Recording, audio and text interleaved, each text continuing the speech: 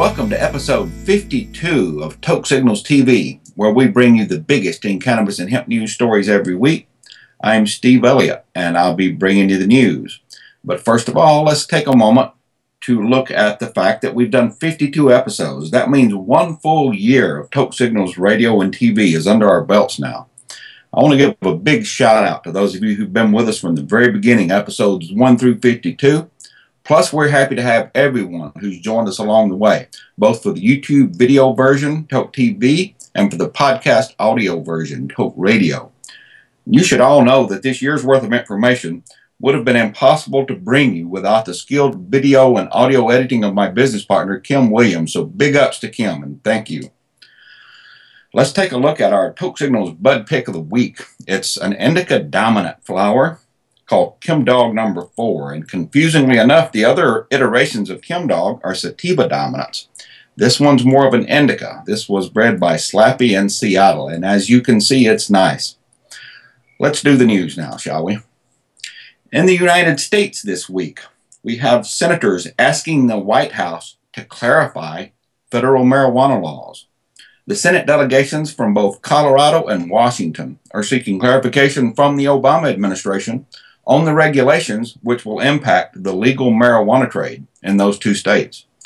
Democratic Senators Michael Bennet and Mark Udall of Colorado and Maria Cantwell and Patty Murray of Washington on Monday wrote a letter to White House Chief of Staff Dennis McDonough and Attorney General Eric Holder calling for a clear, consistent, and uniform interpretation and application of federal marijuana laws in relation to their home states. The letter warns about the current uncertainty surrounding federal cannabis laws. We believe the federal government should support Colorado and Washington state's effort to establish a successful regulatory framework in a way that achieves greater certainty for local officials, citizens, and business owners in the marijuana industry, the senators wrote. The uncertainty regarding the implementation of federal cannabis laws may undermine our state's ability to regulate the industry adequately, the senators said. All 4 Democrats said they look forward to continuing to work with the administration to ensure lawful and successful implementation of marijuana legalization in their states. Colorado and Washington, of course, in 2012 became the first 2 states to legalize recreational marijuana when voters in both states approved the ballot measures. Colorado's recreational marijuana stores opened on January 1st this year, while Washington's first pot shops opened on July 8th. Also in the USA this week, a big change. New York Times called for marijuana legalization. This is yet another sign of the inevitability of cannabis law reform in the United States. It has been more than 40 years since Congress passed the current ban on marijuana, inflicting great harm on society just to prohibit a substance far less dangerous than alcohol, the New York Times editorial board wrote in the Sunday edition of the newspaper. The Times editorial board reached that conclusion, the op-ed piece goes, after a great deal of discussion. One would love to have been a fly on the wall as the tectonic plates of journalistic history worked themselves into a new configuration. The decision was, the board wrote, inspired by a rapidly growing movement among the states to reform marijuana laws.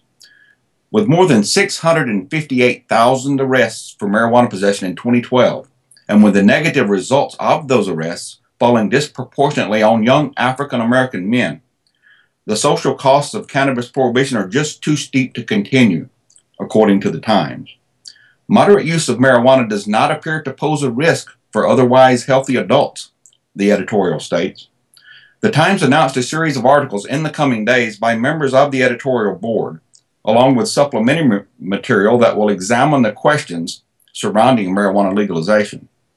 The first of the series by David Firestone appeared on Saturday, and it notes that the bill which declared marijuana a Schedule I controlled substance passed unanimously in the United States Senate in 1970 after Senator Thomas Dodd of Connecticut said pot had caused such dreadful hallucinations in an Army sergeant in Vietnam that he called in a mortar strike on his own troops.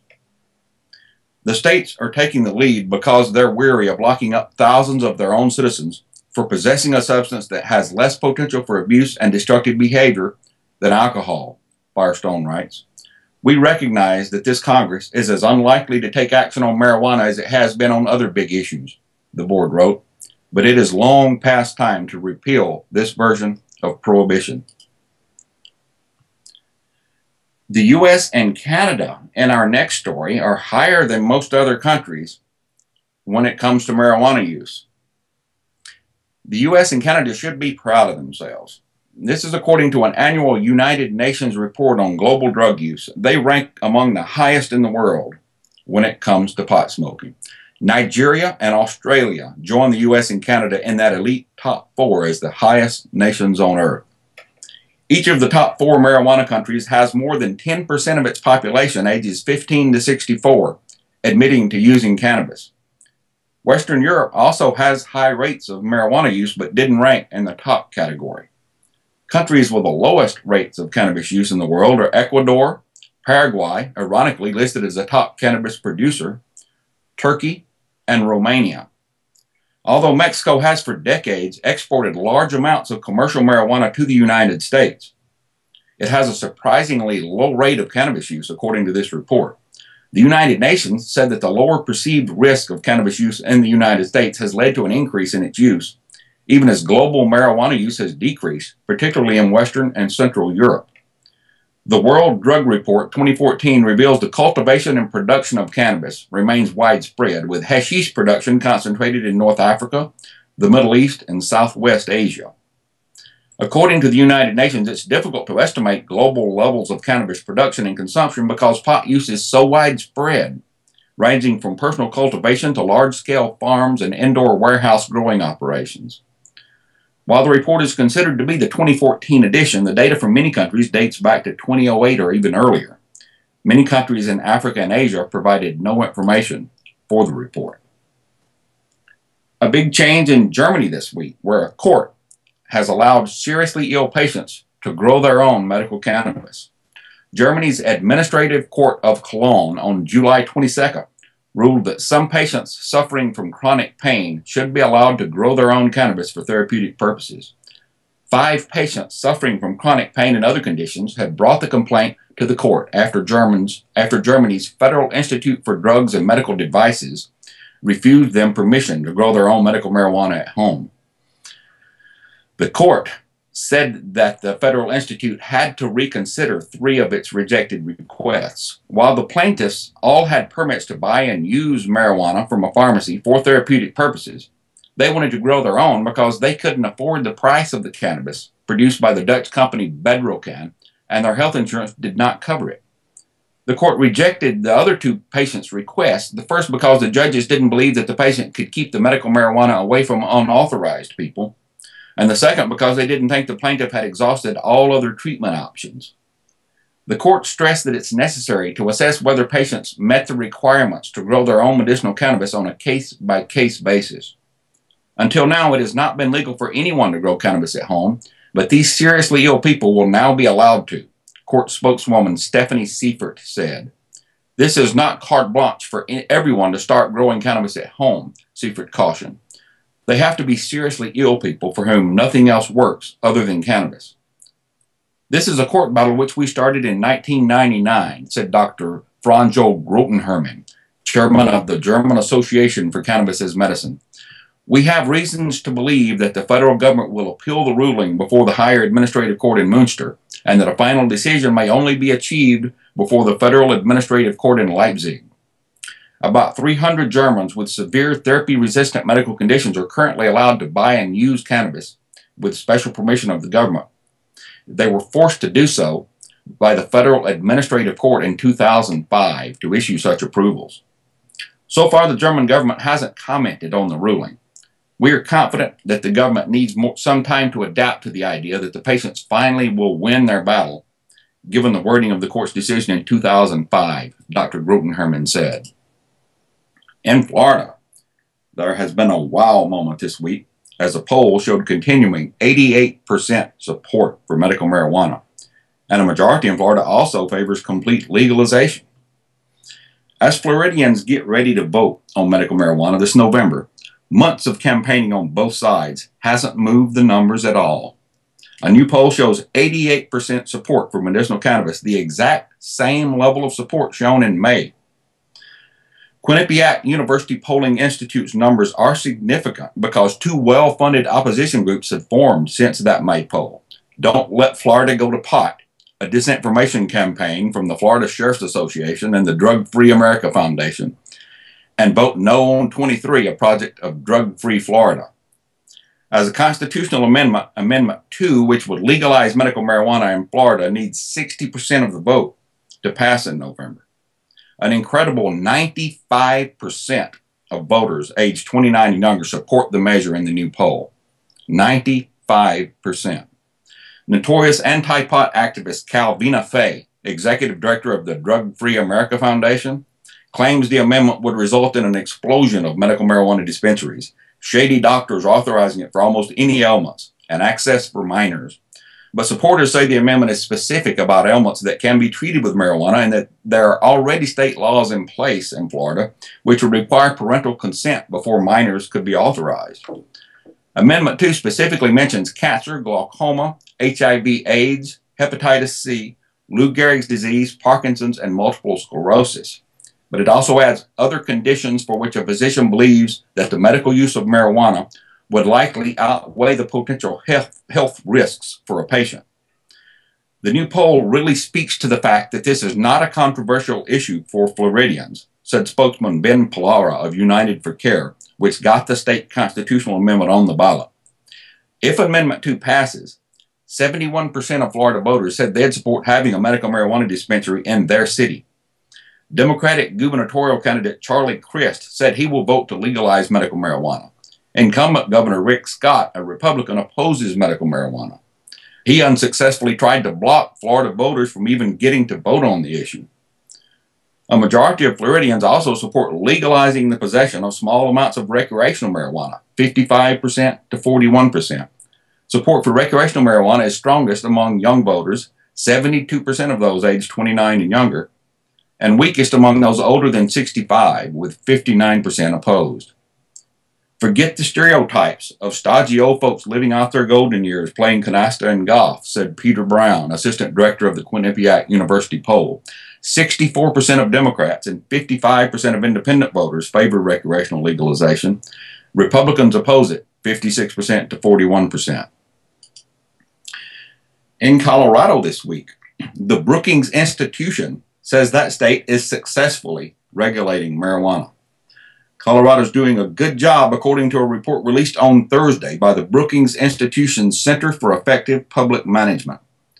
The state has met challenging statutory and constitutional deadlines for the construction and launch of a legal, regulatory, and tax apparatus for its new policy, according to the report authored by John Hudak, a Brookings Fellow in Governance Studies. In doing so, it has made intelligent decisions about regulatory needs, the structure of distribution, prevention of illegal diversion, and other vital aspects of its new market. It has made those decisions in concert with a wide variety of stakeholders in the state, according to the report. This report reflects what is actually happening on the ground here in Colorado, said Mason Tvert, the Denver-based director of communications for the Marijuana Policy Project, who co-directed the 2012 Colorado Initiative campaign.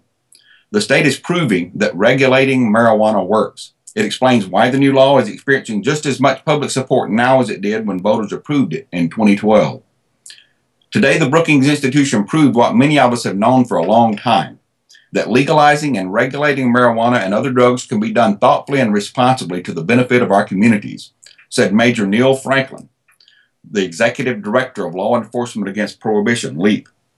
As legalization spreads across the country, according to Franklin, regulatory models will only continue to improve, crime will continue to drop, and public understanding of drug addiction as a public health problem, not as a matter for law enforcement, will continue to expand.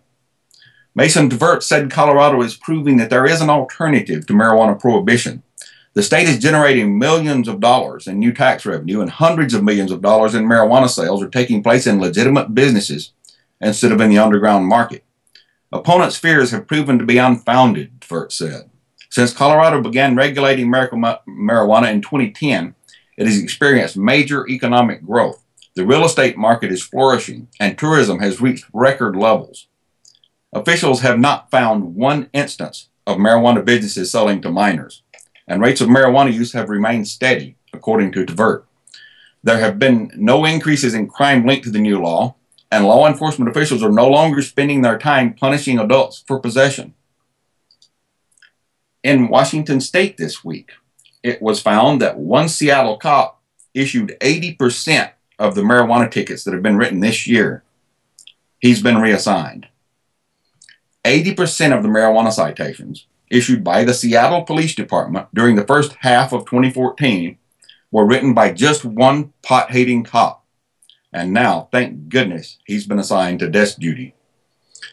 Staff reviewing data to prepare the department's first biannual report on marijuana enforcement in Seattle found that 66 out of 83 citations for public cannabis use were given out by just one guy. And that's according to Seattle Police Chief Kathleen O'Toole. In some instances, she said, the officer added notes to the tickets.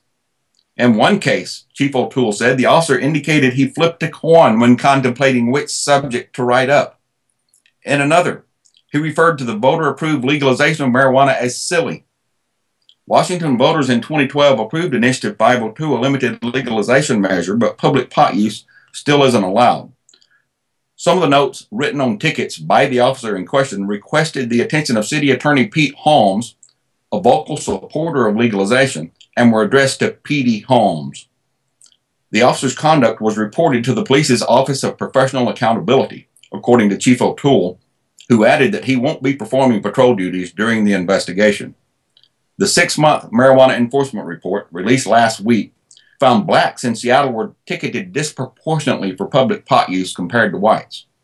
According to the department, 36% of the tickets were issued to African Americans, who make up just 8% of Seattle's population. Chief O'Toole reiterated on Wednesday that the numbers were analyzed to provide more oversight and to flag anomalies or outliers in the department's marijuana enforcement. Washington State's heavily regulated, heavily taxed system, allowing limited marijuana sales to adults 21 and older, was finally implemented when state licensed cannabis stores began opening on July 8th, a year and a half after voters approved legalization. Finally, in our last story, an Australian flight attendant warned passengers to flush their drugs before the landing. Now, most of us would appreciate such a warning, but an Australian airline on Wednesday is apologizing for a flight attendant's tip to passengers that there were drug-detecting dogs waiting for them at a Sydney airport. Many of the 210 passengers on a Sunday night Jetstar Australia flight from Canberra were coming home from the Splendor in the Grass weekend music festival at Byron Bay. We have been told that there are sniffer dogs and quarantine officers waiting in the domestic terminal, the flight attendant reportedly told passengers via the Airbus A320's public address system. If you need to dispose of anything you shouldn't have, we suggest you flush it now.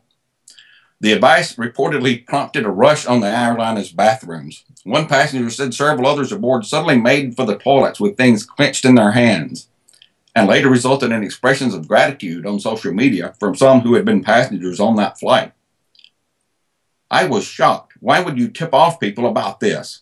The ill-tempered passenger complained. If they have got something illegal, let them get caught. But the response on Jetstar's Facebook page was overwhelmingly positive. What a good Samaritan. Jetstar Australia, this guy deserves a promotion, posted one commenter. Of course you should warn your passengers to help them avoid being humiliated, locked in a cage, or fined, posted another. Thank you for caring for your Splendor passengers, another commenter offered. Very thoughtful and kind thing to do. Hope the staff member will be promoted. Must love an airline that saves 20 years in maximum security, another person wrote. The crew member's words were poorly chosen and are plainly at odds with the professional standards we'd expect from our team, Him Hall, a Jetstar Australia spokesman. We apologize to customers offended by the comments. Jetstar claimed it was addressing the matter with the cabin crew member involved, but didn't detail any potential disciplinary actions. I hope you will choose to join us again next week as we begin our second year of Toke Signals. Until then, stay lifted.